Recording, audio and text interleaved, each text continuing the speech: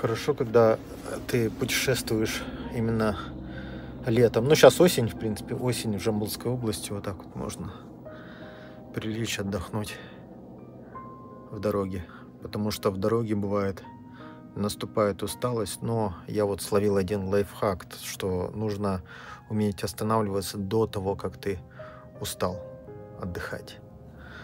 Поэтому сейчас отключусь на полчасика и дальше продолжим путь.